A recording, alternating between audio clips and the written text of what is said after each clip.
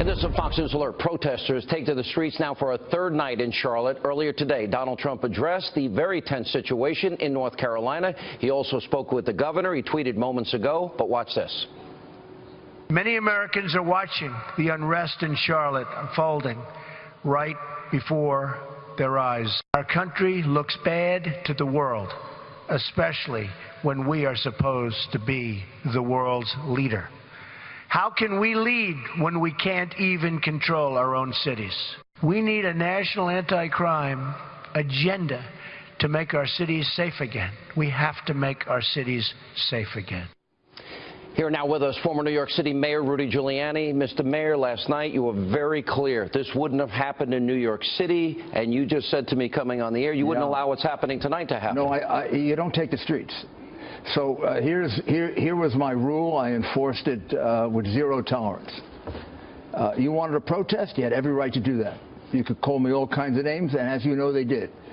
But you could do it on the side. They really did, by the way. Oh, that's not a joke, yeah. Because if you're going to change things, they're going to get angry at you. So you could have the sidewalks, but you couldn't have the streets unless you got a permit. And if you got a permit, yeah, there was a limit in terms of the amount of time. I'm going to tell you why you can't take the streets. Because in a place like Manhattan, for example, if you take the streets of Manhattan, people are going to die.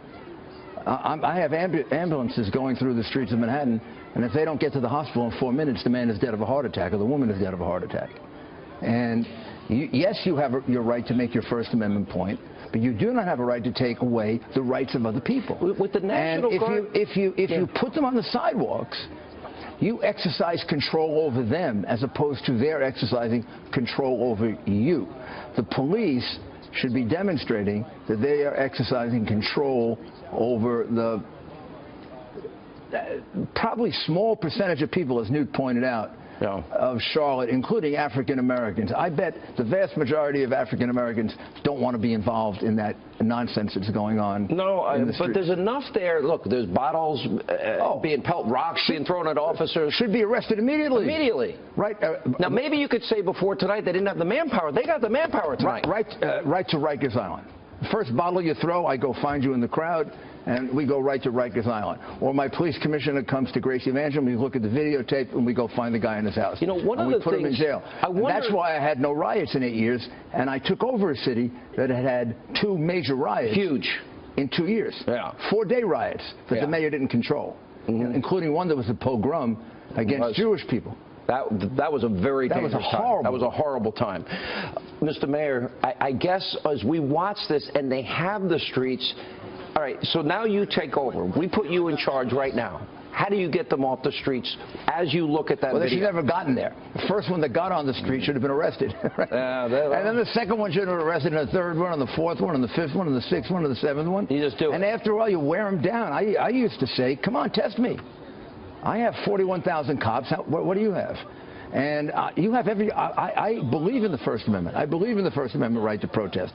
I don't believe in breaking up a man's store. Why should some African-American man who has a candy store have his candy store broken into because a police officer did what he did? And in this case, it sounds like the police officer was justified. And also, if black lives matter, why doesn't the black life of the black police officer matter? It should, and he's fighting for the presumption of innocence for everybody else. Well, if the facts are as the African-American police commissioner stated, and the guy came out with a gun, why doesn't the life of that police officer mean something?